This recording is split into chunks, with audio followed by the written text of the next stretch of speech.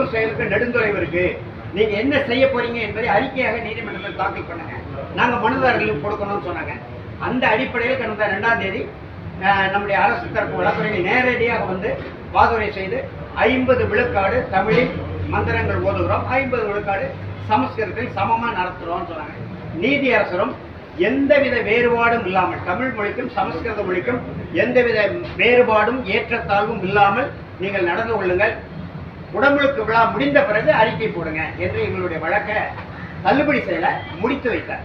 இப்போ நாம் என்ன சொல்கிறோம், நான் ஒரு எளிய தமிழர், நாங்கள்லாம் எளிய தமிழர்கள், தமிழ் மொழிக்காக இனத்துக்காக நலத்துக்காக நீண்ட காலமாக பாடுபட்டு வரோம், போராடுறோம், உங்களுக்கெல்லாம் தெரியும். ஆனால் நம்முடைய தூத்துக்குடி மாவட்டத்தில் தூய தமிழர்கள் 2 அமைச்சர்கள் இருக்காங்க.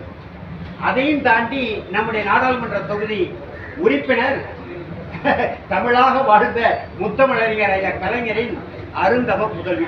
நாங்கள் என்ன சொல்கிறோம், இதில் வந்து நீதிமன்றத்தில் அறிக்கை போட்டாலும் எங்களுக்கு ஒரு சிறு ஐயப்பாடு இருப்பதனால நம்முடைய மாவட்ட அமைச்சர்கள் மாண்புமிகு அண்ணாச்சி அனிதா ராதாகிருஷ்ணன் திருச்செந்தூர் தொகுதி, அவர் ஊரில் தான் குடமுழுக்கு கூட, அதே போல் அன்பு தங்கை மாண்புமிகு கீதா ஜீவன் அவர்கள், அதே போல் நாடாளுமன்ற உறுப்பினர், நீங்கள் கவனம் செலுத்தி நீதிமன்றத்தில் இந்த அறநிலைத்துறை சார்பில் தாக்கல் செய்யப்பட்ட அறிக்கையின்படி, அறிக்கை நான் வச்சிருக்கேன், அந்த அறிக்கையின்படி நடைபெறுகிறதா என்பதை கண்காணிக்க வேண்டும், நடைபெற வேண்டும் என்று அங்குள்ள இந்த அறநிலைத்துறை ஆணையர் துணை ஆணையருக்கு உத்தரவிட்டு முழுக்க நீதிமன்ற உத்தரவுப்படி நடைபெற வேண்டும் என்பதற்கு நம்முடைய மாவட்ட அமைச்சர்களும் மாண்புமிகு நாடாளுமன்ற உறுப்பினரும் கவனம் செலுத்த வேண்டும்.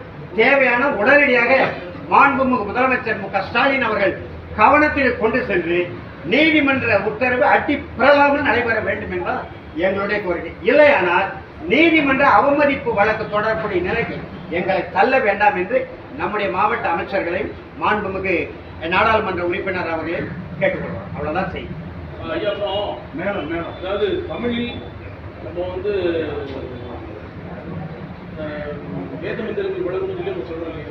அதே போல தமிழ் கடவுள் முருகனுக்கு தமிழர் சார்ந்த கலைகள், தமிழர் சார்ந்த இசைகள் தான் இசைக்கப்பட வேண்டும்.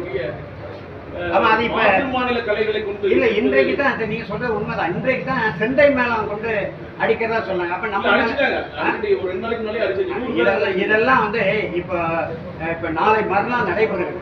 பேசுறா புதற்குமாய் இந்த அறநிலைத்துறை அமைச்சர் சேகர் பாபு இன்னொன்னு ஒரு தகவல்,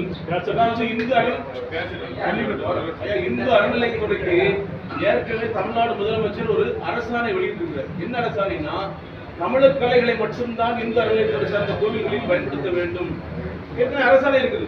ஆனா இந்து அறநிலைத்துறை வந்து அந்த அரசாணை அர்ச்சக பண்றதுல கோயில் கருவறைக்குள்ள இந்த அரசாணை வச்சிருக்கேன்னா, கருவறைக்குள்ளும் தமிழில் வழிபாடு நடத்தப்படும், தமிழிலும் வழிபாடு நடத்தப்படும் எழுதி போட்டாங்க.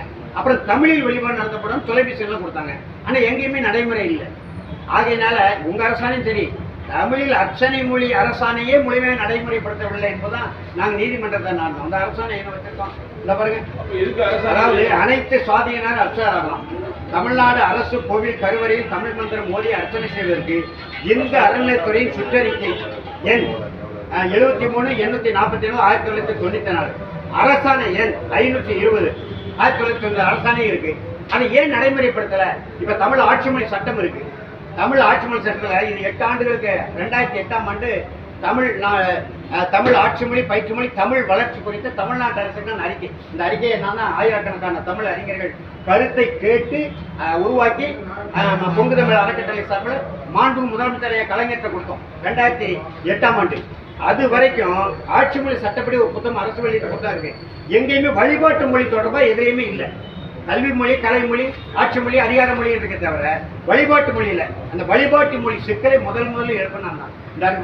திருக்கோயில்களில் தமிழ் என்கின்ற தலைப்பிலே முதலமைச்சர் 97ல் தமிழ்நாடுல உள்ள அனைத்து தமிழர் திருக்கோயில்கள், கோயிலை கட்டியவர்கள் தமிழர்கள், சிலையை வடிவமைத்த தமிழர்கள், ஏற்கனவே நம்முடைய ஓதுவார்கள் தான், நம்முடைய பண்டாரங்கள் தான் பூசாரிகளாக இருந்திருக்கிறாங்கன்னு ஒரு பரப்புரை செய்தோம். அன்றைக்கு உயிரோடு இருந்த ராமகோபாலன் அவர்கள் கோவிலின் வழிபாட்டு மொழி எந்த மொழி என்பதை முடிவு செய்கிற அதிகாரம் பக்தர்களுக்கு தான் உண்டு, பல நெடுமாறன் யாருன்னு கேட்டார்.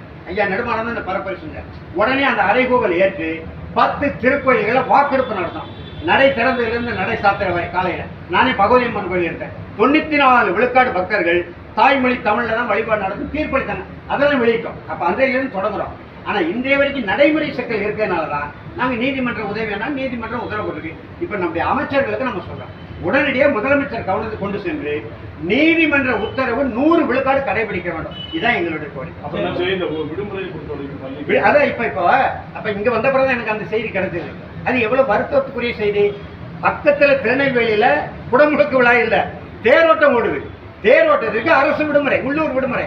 அப்ப நம்முடைய மாவட்ட ஆட்சியரையும் பள்ளி கல்லூரிகளுக்கு மட்டும், பள்ளி கல்லூரி மாணவர்கள் மட்டும் சாமி கும்பிட்டு அப்ப பொதுமக்கள் போக வேண்டாமா, அரசு ஊழியர்கள் போக வேண்டாமா, ஆலை ஊழியர்கள் போக வேண்டாமா? உடனடியாக மாவட்ட ஆட்சியர் அவர்கள் நாளைக்கு உத்தரவு பிறப்பித்து நம்முடைய மாவட்டம், தூத்துக்குடி மாவட்டம் முழுவதும் உள்ளூர் விடுமுறை அனைத்து துறைகளுக்கும் என்று அறிவிக்க வேண்டும். இந்த கலைகளையும் நம்முடைய நாதஸ்வரம், காரைக்குடி அருணாச்சலனாரை விட பெரிய நாதஸ்வரர் உண்டா? ஒரு காலத்துல உங்களுக்கெல்லாம் தெரியுமா என்னன்னு தெரியல, டெல்லி ஜனாதிபதி மாளிகையில் ஒரு நிகழ்ச்சிக்காக காரைக்குடி அருணாச்சலம் போகும்போது மரபுகளை மீறி ராதாகிருஷ்ணன் குடியரசுத் தலைவர் அவர் இருக்கையிலிருந்து எழுந்து வந்து இவருடைய மகள் வந்து கதவை திறந்து விட்டு வரவேற்கிறார். அப்படி இருக்கும்போது இப்ப எதற்கு இந்த யானை விரட்டுற மேளம்? நமக்கு கேரள சண்டை மேளம் என்பது யானை விரட்டுற மேளம்.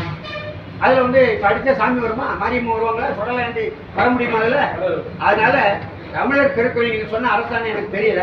அப்படி அந்த அரசாணை தான், அந்த அரசாணை முழுமையாக கடைபிடிக்க வேண்டும். அரசாணைகளை கடைபிடிக்க தான் சொல்லி இப்ப நாங்க போராடி, இப்ப உங்களுக்கெல்லாம் தெரியும் நம்ம தூத்துக்குடின்னு எப்படி எழுதிட்டு இருந்தாங்க, நம்ம பேர் முதலத்துக்கு வளர்ப்போம். நான் போராடி மாநகர மேயர்த்தே ஒரு நாள் சண்டை போட்டு அதுக்கப்புறம் இப்ப நம்ம